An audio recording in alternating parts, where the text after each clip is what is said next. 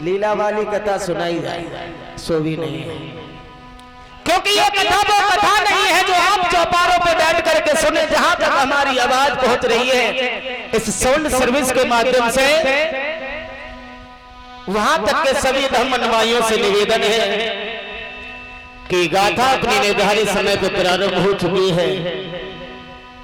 समय भी ज्यादा हो गया है, गर्मी का मौसम है और नींद आने वाली नहीं है, क्योंकि ये मोड़ पर हॉर्न बंदे हैं। हाँ हाँ, तो अपने गृह कार्यों से निवृत्त होकर के राजीव भैया जी के यहाँ, शेर सिंह भैया जी के यहाँ आए और धर्म चर्चा को सुन करके अपने मानव जीवन को पावनमय बनाए तो आपकी महान कृपा होगी। क्योंकि भगवान बुद्ध का धम्म ही एक ऐसा धम्म है जिसमें कभी भी तोड़ना नहीं सिखाया गया है।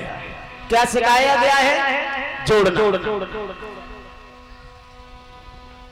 धम्म और धर्म में बहुत बड़ा अंतर होता है, बहुत बड़ा डिफरेंस होता है।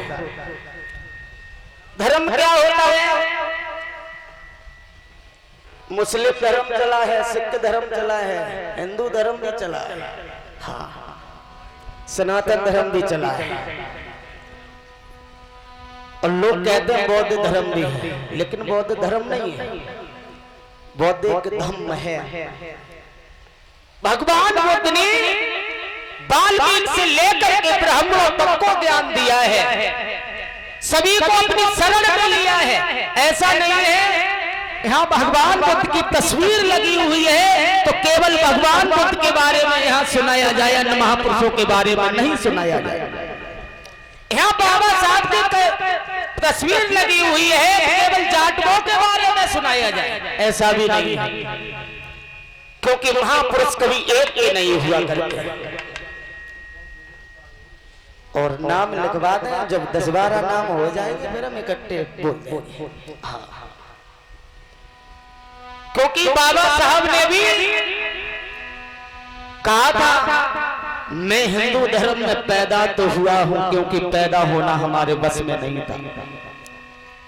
मैं हिंदू धर्म में पैदा तो हुआ हूं, पैदा होना हमारे बस में नहीं था, और लेकिन हिंदू धर्म में मरेंगे नहीं, ये हमारे बस में है। 14 अक्टूबर सन 1956 में नागपुर में चंद्रमणि महतो जी के द्वारा नागपुर में बौद्ध धर्म की दीक्षा ली। बाबा साहब से ज्यादा आजकल कोई विद्वान नहीं हो सकता है, और ना ही हुआ है, और ना ही है, और ना ही भविष्य में होगा। एक बार पढ़ना पड़ेगा, जब तक महापुरुषों के बारे में नहीं जानोगे।